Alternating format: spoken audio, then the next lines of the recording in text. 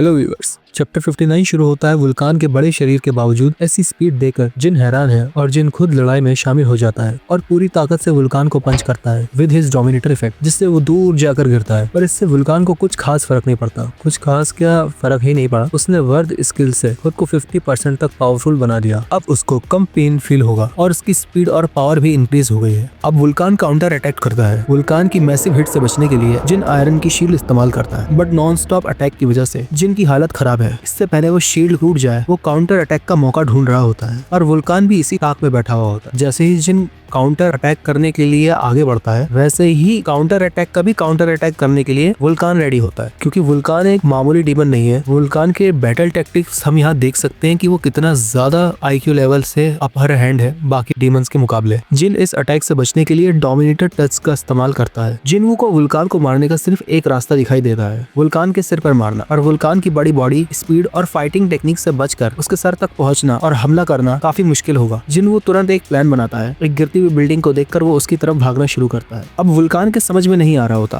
हालांकि इतना समझदार दिखाई दे रहा है यहाँ पर, बैटल टैक्टिक्स इतने बढ़िया है इसके, फिर भी वो इसके झांसे में आ जाता है और बिना कुछ सोचे समझे जिनवू के पीछे भागने लगता है। और जिनवू के प्लान के अकॉर्डिंग अब वुल्कान उसी गिरती हुई बिल्डिंग के नीचे है। अब अगर वो ये चीज नोटिस भी कर ले तो भी बहुत देर हो चुकी है। अब वुल्कान फंस चुका है, क्योंकि इतनी करीब से आकर वो बिल्डिंग ऑलमोस्ट उसके ऊपर गिरने वाली है और जिनवू भी अटैक करने के लिए बिल्कुल तैयार होता है। और जिनवू सक्सेसफुली उस पर एक अटैक लैंड करता है उसके कंधे के पास और वुल्कान को क्रिटिकली डैमेज कर देता है। अब सीन शिफ्ट होता है डीमन कासल के बाहर और हम देखते हैं कि व्हाइट टाइगर गिल्ड मेंबर जिन की तलाश में घूम रहे हैं, असिस्टेंट मैनेजर और उसके एक साथी। और असिस्टेंट मैनेजर को समझ नहीं आ रहा होता है कि जिन कहाँ गया। वो पड़ोसियों से पूछताछ करते हैं पर उनको भी नहीं पता होता कि जिनवू कहाँ है। पर साथ आई हुई लड़की असिस्टेंट मैनेजर को बताती है कि जिनवू एक हफ्ते के लिए अपने दोस्तों के साथ बाहर घूमने गया है। जरूर व्हाइट टाइगर गिल्ड मास्टर ने पीछे लगाया होगा, हालांकि वो कह भी रहा है कि उसे जिनवू को अपनी गिल्ड में शामिल करना है। जिनवू इस वक्त डीमन कास्टल में है और बाहर सबको ये बताकर गया है कि वो अपने दोस्तों के साथ घूमने जा रहा है एक हफ्ते के लिए। अब असिस्टेंट अपनी जूनियर के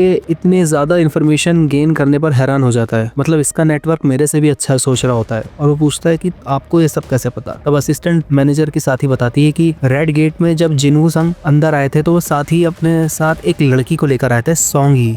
तो जब से जिनवू संग और सोंगी गेट से बाहर आए थे, मैं सोंगी के साथ लगातार टच में हूँ, तो मुझे ये जानकारी सोंगी से मिली है। पर असिस्टेंट मैनेजर को उसकी ये बात पर यकीन नहीं आता कि जिनवू बाहर घूमने गए, क्योंकि साउथ कोरिया कोई बहुत ज्यादा बड़ा देश नहीं है और किसी को ढूंढना साउथ कोरिया में ज्यादा मुश्किल नहीं है, क्योंकि जिनवू के देश छोड़कर बाहर जाने के कोई निशान मिले नहीं। बैंक ट्रांजेक्शन उसने किसी तरीके की नहीं। लास्ट टाइम उसके जो सिग्नल्स आ रहे थे फोन के, वो शहर के दूर कहीं मिले हैं। असिस्टेंट की ये बात सुनकर मिस पार्क बोलती है, कहीं वो किडनैप तो नहीं हो गया। अब असिस्टेंट बोलता है जिनको किडनैप करने के लिए चाइना की एलिट हंटर स्पेशल टीम को गंवाना पड़ेगा। मतलब अगर जिनवू को किडनैप करना है तो चाइना के एलिट मेंबर्स की टीम लगेगी और जिसमें रिस्क ये है कि वो मारे जाए। असिस्टेंट अब अपने आप से ही बात कर रहा होता है और बोलता है कि कितना अजीब है, वो आखिर अचानक से गायब कैसे हो गया। अब सीन शिफ्ट होता है डीमन कासल के अंदर और यहाँ हम साफ देख रहे होते हैं जिनवू अपर हैंड बह रहे हैं और वुल्कान की हालत खराब है और ये चैप्टर यहीं समाप्त होता है। आगे का चैप्टर देखने के लिए प्लीज स्टे ट्यून। मैं डेली वीडियो अपलोड करता हूँ। Please like, subscribe and share our channel.